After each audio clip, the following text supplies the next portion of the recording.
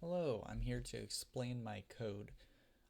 First, we display, just give a little message there, and then we go and ask if they want the rules displayed.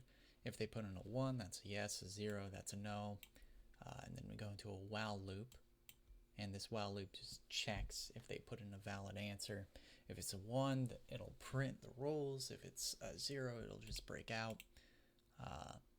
Otherwise, it'll display this, which will prompt them to input a 1 or a 0, and then it'll keep looping until they input a 1 or a 0. And then we go into player setup, player 1 shape. We do the same while loop thing, same with color. Then with color, we put that into a little 3-row matrix for RGB. Same with the RAND, except we just randomize it. Laser color, we do a similar thing. The matrices here, do all the same shit with player 2. Then, of course, we clear after both their choices. And then we go into our initial plot. We hold off to remove anything that was in the previous game. If player 1 shape is a rectangle, we'll fill up the shape of a rectangle, then turn on hold. If it's a triangle, we'll fill up the shape of a triangle and turn on hold. After each, we'll outline. And then player 2, same thing, different location. We go into our limits. So the 60-50 thing, make sure everything's consistent. Then we set up health at 1. It'll be incremented down 0.25 whenever a player loses health. Then we go into our battle loop, while 1, so it'll just keep running. We did the same stuff that we did for the setup stuff, but with attacks now. With the while loop here, there we go.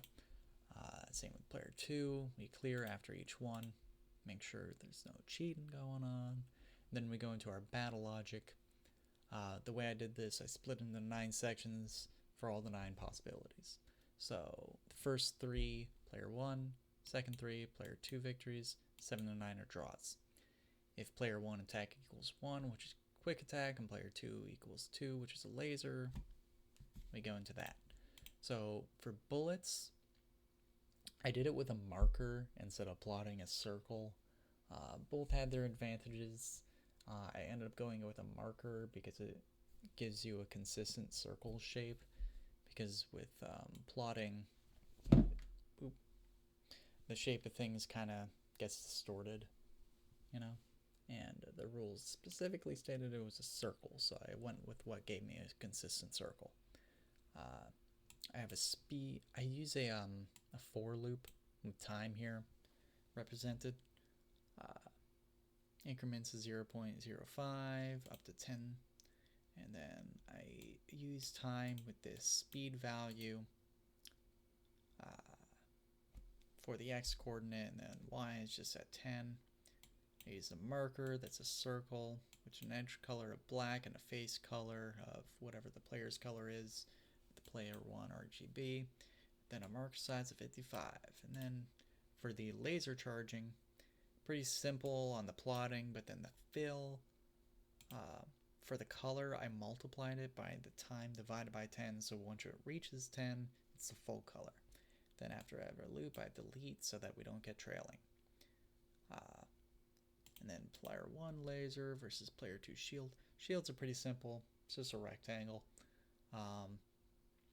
Charging works just the same here as it did up here, except now we actually get the fire, so I went into a separate for loop and multiplied the laser's length from both the plot and fill by this speed value. In hindsight, I should have put all these speed values into their own variables, but oh well. And of course I use the player 1 RGB here. Laser RGB. And then delete everything. Player 1 shield versus player 2 quick attack. The quick attack here, I give it less time to travel. Everything else is at like 10 seconds. This one I give it less time, so it only reaches about where the shield is, and then it'll go into another for loop for the bounce back, where its direction reverses. So when player 2 is quick attacking, it's first a negative speed, and then it goes into a positive speed to go back to player 2. And also I increased its speed on the bounce back just for dramatic effect. And then everything from 4 through 6 is just the exact same stuff, just in reverse. And then we get to 7, which is the player 1 and player 2 quick attack. So it just cancels out, so I just give them less time, so the quick attacks only have time to reach the center before it stops the for loop. And then of course, after every single one of these, I'll display a message explaining what happened. And also whenever a player's health goes down. Actually, before the for loop, I'll put their health down. I could have also put it afterwards, like, I don't know, right along where this is displayed, but it doesn't really matter. I don't display it anyway. And then the laser, same thing with the charging, but then on the firing, I give them less time, so it only reaches the center before it cancels out. Then shield, easiest one, you just draw a shield, wait 2 seconds, delete the shields, that's it. Then we go into health depletion shading, which happens every battle turn loop. We delete the fills, and then if it's a rectangle on player 2, we fill up a rectangle, but we reduce the height by their health, we multiply it by their health, which is decreasing over time. So that's why we did it with 1 going down 0.25 whenever they get hurt, because that gives that good smooth depletion. And then the triangle was obviously the most complicated part. I used the reciprocal of the slope here. Essentially, normally you have the slope, you multiply it by the x, that'll give you the y. So if you take the reciprocal and multiply it by the y, you'll get the x. And the y is easy enough to get because it's the same thing as for the rectangle.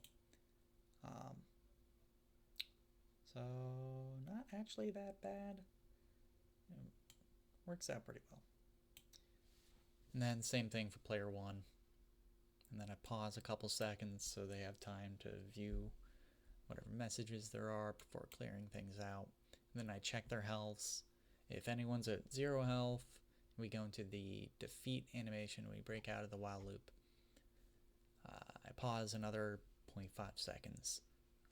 Just so they have time to process, I guess. I don't know. And then we only have 4 possibilities here, so I just use if, else, if, else, if, else. We have player 1 health is 0, and their shape is a rectangle. Player 1 health is 0, shape is triangle. Same thing with player 2. And then I just plot. Obviously, their fill will be gone, so I don't have to worry about that. So I just plot with the height multiplied by time. I'm going down from 1 to 0. Same thing for rectangle. Triangle, then rectangle.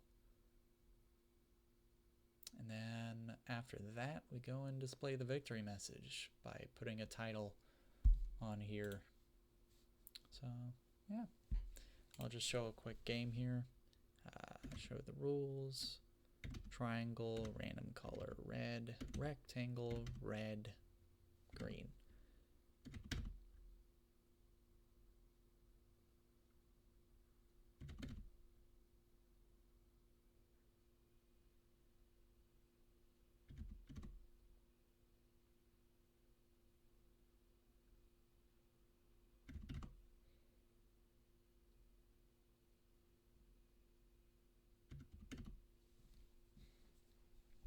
When this player dies. Just realized I didn't really show any triangle losing health there. Hold up.